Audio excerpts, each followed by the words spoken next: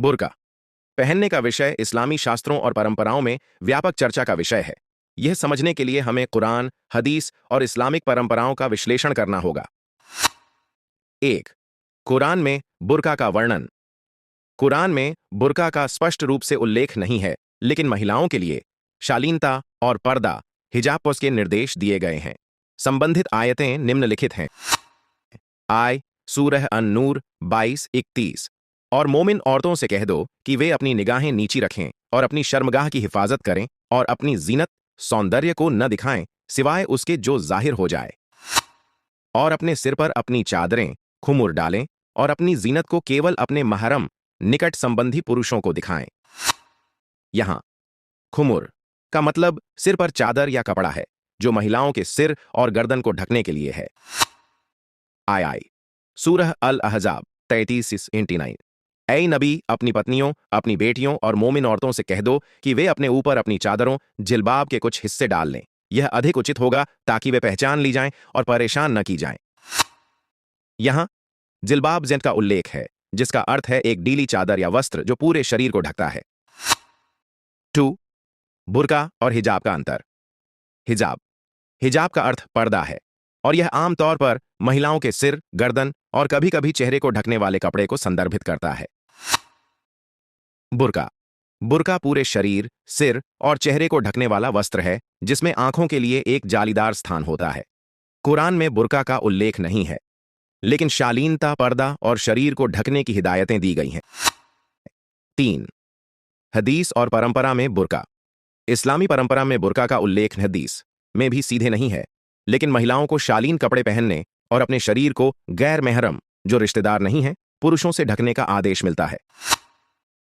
हदीस, पैगंबर मोहम्मद सल्लल्लाहु अलैहि वसल्लम ने कहा, एक महिला का शरीर सिर से पांव तक छिपा होना चाहिए, सिवाय उसके चेहरे और हाथों के।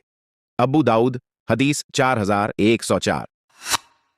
हालांकि विभिन्न विद्वानों ने इसे अलग अलग तरीकों से व्याख्या किया है।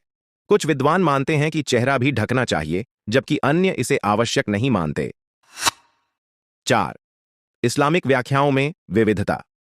इस्लामी कानून में बुर्का या पर्दे के नियमों की व्याख्या मुस्लिम समाज और संस्कृति के अनुसार बदलती रहती है। कुछ देशों जैसे सऊदी अरब, अफगानिस्तान में बुर्का या अबाया को धार्मिक कर्तव्य के रूप में देखा जाता है। अन्य देशों जैसे इंडोनेशिया, तुर्की में महिलाएं केवल हिजाब पहनती हैं। 5. क्या बुर्का अनिवार्य है? इस्लाम में बुर्का पहनना सीधे तौर पर अनिवार्य नहीं है, लेकिन शरीर को ढकना और शालीन कपड़े पहनना अनिवार्य है। महिलाएं विभिन्न प्रकार के कपड़ों जैसे हिजाब, अबाया या साधारण ढीले वस्त्र का उपयोग करके इस्लामी शालीनता के सिद्धांतों का पालन कर सकती हैं। कुरान में बुर्का पारमास का स्पष्ट वर्णन नहीं है, लेकिन महिलाओं को शालीनता, पर्दा और अपने शरीर को ढकने का निर्देश दिया गया है।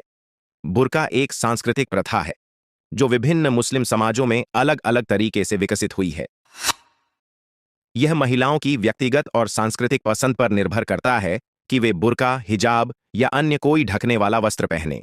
इस्लाम का मूल उद्देश्य महिलाओं की इज्जत, सुरक्षा और शालीनता बनाए रखना है, न कि एक खास परिधान को लागू करना। हालांकि कुछ स्थितियों में हिजाब या बुर्का पहनने के संभावित नुकसान इस प्रकार हो सकते हैं। 1.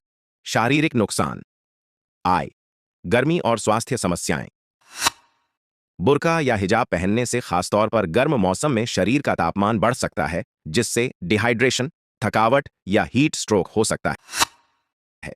लंबे समय तक सिर और शरीर को ढकने से त्वचा को पर्याप्त हवा और धूप नहीं मिलती, जिससे विटामिन डी की कमी और त्वचा संबंधी समस्याएं हो सकती हैं।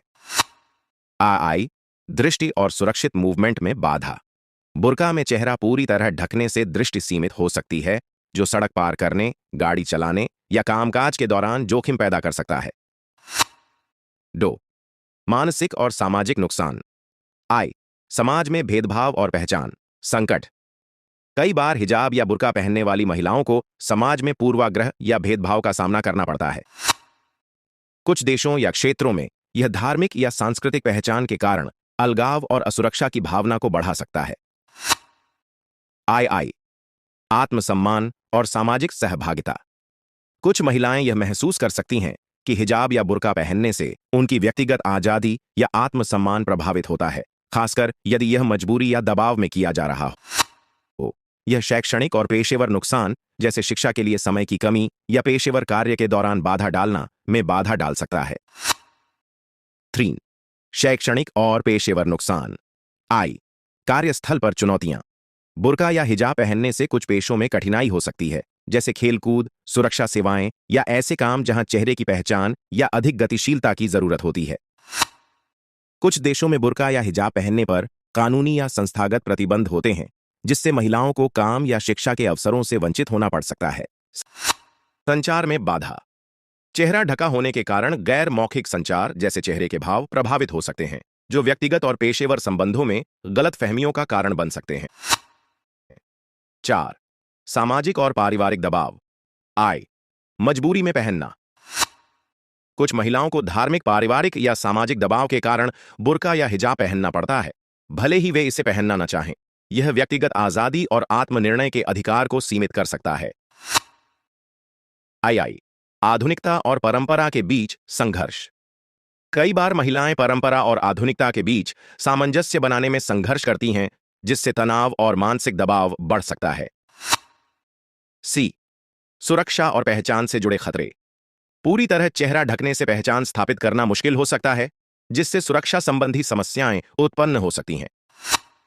सार्वजनिक स्थानों पर बुर्का पहनने से अन्य लोग असहज महसूस कर सकते हैं, खासकर जहां सुरक्षा जांच या पहचान की आवश्यकता होती है।